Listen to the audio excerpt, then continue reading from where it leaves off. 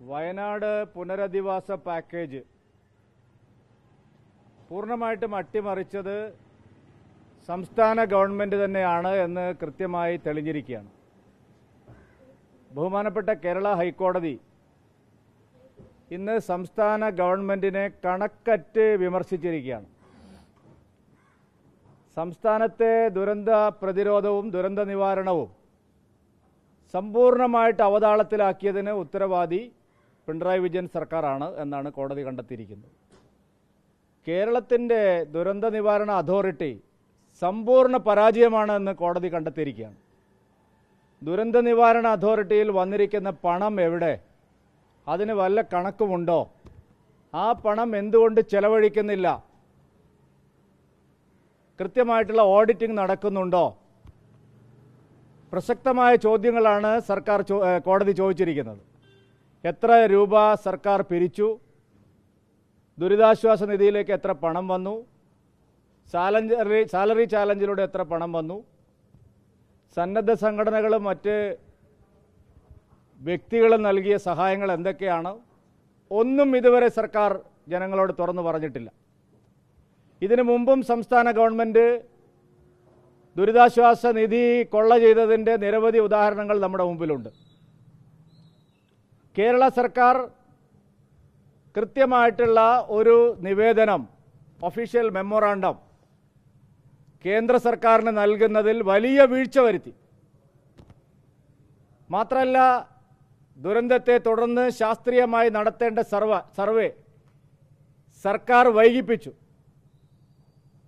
ഇന്നലെ പാർലമെന്റിൽ വയനാട് MP ചോദിച്ച ചോദ്യത്തിന് മറുപടിയായി ആഭ്യന്തരമന്ത്രി കൃത്യമായിട്ടുള്ള ഉത്തരം നൽകിയിരിക്കുന്നു.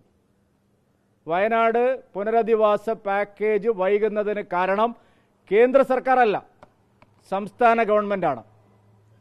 ഹൈക്കോടതി ഇന്ന് അത് ആവർത്തിച്ച് അടിവരയിട്ടിരിക്കുന്നു. വയനാട്ടിൽ ഹർത്താൽ നടത്തിയ LDFും UDFും ജനങ്ങളോട് മാപ്പ് പറയണം. പ്രിയങ്ക ഗാന്ധിയുടെ പാർട്ടി, രാഹുൽ ഗാന്ധിയുടെ പാർട്ടി വസ്തുതകളെല്ലാം അറിഞ്ഞിട്ടും രാഷ്ട്രീയ ദുരുദ്ദേശത്തോടുകൂടി വയനാട്ടിൽ ഹർത്താൽ നടത്തി ജനങ്ങളെ ബുദ്ധിമുട്ടിച്ചു. ഈ പ്രശ്നത്തിൽ വസ്തുത മനസ്സിലാക്കാതെയോ മനസ്സിലാക്കിയിട്ടും മോദി സർക്കാരിനെ കുറ്റം പറയാൻ ഉദ്ദേശിച്ചോ ആണ് സംസ്ഥാന ഗവൺമെൻറ്റിനോടൊപ്പം CPMനോടൊപ്പം കോൺഗ്രസ് ചേർന്ന് നിന്നത്. കോൺഗ്രസിന് ശരിയായ നിലപാട് ഇക്കാര്യത്തിലില്ല. വയനാട് ദുരന്തത്തെക്കാൾ വലിയ ദുരന്തമായി കോൺഗ്രസ് പാർട്ടി മാറിക്കഴിഞ്ഞതാണ് സത്യം. എന്താണ് വയനാട്ടിൽ സംഭവിച്ചത്? ദുരന്ത നിവാരണത്തിന് അതുപോലെ പുനരധിവാസത്തിന് സംസ്ഥാന ഗവൺമെൻറ് എന്താണ് ചെയ്തത്? കേന്ദ്രം നൽകിയ തുക എന്ത് ചെയ്തു? സംസ്ഥാനത്തിന് ദുരിതാശ്വാസ നിധിയിൽ വന്ന പണം എന്തുകൊണ്ട് ചെലവഴിക്കുന്നില്ല? എന്തുകൊണ്ട് PD post disaster need survey വൈകി? എന്തുകൊണ്ട് അന്തിമമായ മെമ്മോറാണ്ടം നൽകാൻ കാലതാമസം ഉണ്ടായി? എന്തായിരുന്നു മന്ത്രിസഭാ ഉപസമിതി ഇത്രയും കാലം ചെയ്തത്? എന്തിൻ്റെ മുകളിലായിരുന്നു മന്ത്രിസഭാ ഉപസമിതി ആയിരുന്നത്? ഈ ചോദ്യത്തിന് വയനാട്ടിലെ ജനങ്ങളോട് മാത്രമല്ല, കേരളത്തിലെ ജനങ്ങളോട് സർക്കാർ ഉത്തരം പറയണം. പിണറായി വിജയൻ്റെ അജണ്ടയ്ക്ക് വഴങ്ങി നിലപാട് സ്വീകരിച്ച കോൺഗ്രസ് ജനങ്ങളോട് ഈ കാര്യത്തിൽ മാപ്പ് പറയണം. കേന്ദ്രത്തിന് കേരളത്തെ സഹായിക്കാനുള്ള മനസ്ഥിതിയാണ് എല്ലാ കാലത്തും ഉണ്ടായിട്ടുള്ളത്.